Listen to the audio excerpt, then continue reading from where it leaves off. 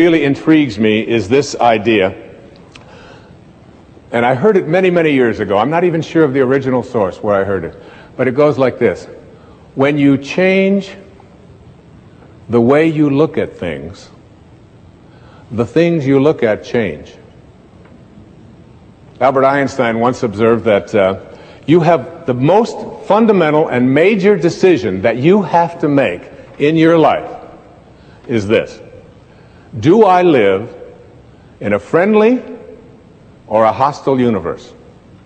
Which is it? Is it a universe that is filled with hostility and anger and people wanting to hate each other and people wanting to kill each other? Is that what you see? Because when you see the world that way, that's exactly what you will create for yourself in your life. This is from great scientific minds. And the interesting thing is that this is not just a clever play on words, that when you change the way you look at things, the things you look at change. It's actually a very scientific thing, and I'm going to show you that in just a moment. I'd like you to imagine the following scene. You're in your house. You've got your car keys in your hand. The lights go out. Power failure. You can't see a thing. You stumble around in your living room and you drop your keys. And you look around for a moment and you realize that you're never going to find them in the dark. But you look outside and you notice that the street lights are on. So in your mind, a light bulb goes off. I'm not going to sit around here in the dark and grope around looking for my keys when there's a light on outside. I'm going to go out here under the street light and I'm going to look for my keys. Why are you laughing? This makes a lot of sense.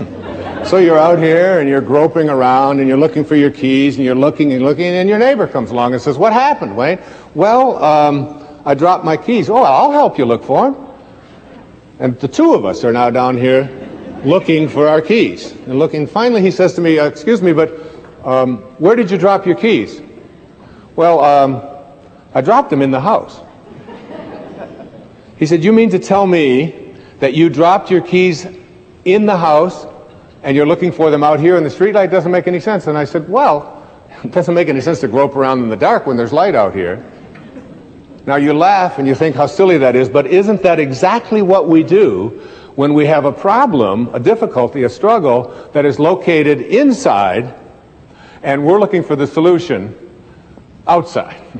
Someplace outside of ourselves. It would be like going to the doctor and telling him all of your symptoms, and the doctor says, "Oh boy, you've got a lot of symptoms." And he starts writing out prescriptions.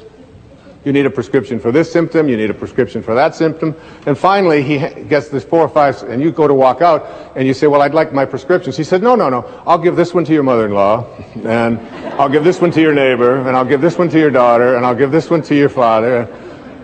I mean, you're the one with the struggles and with the difficulties, and expecting somebody else to change or something outside of you to get better in order for you to make your life work at this level that I'm calling intention is something you have to really take a hard look at. It's in here.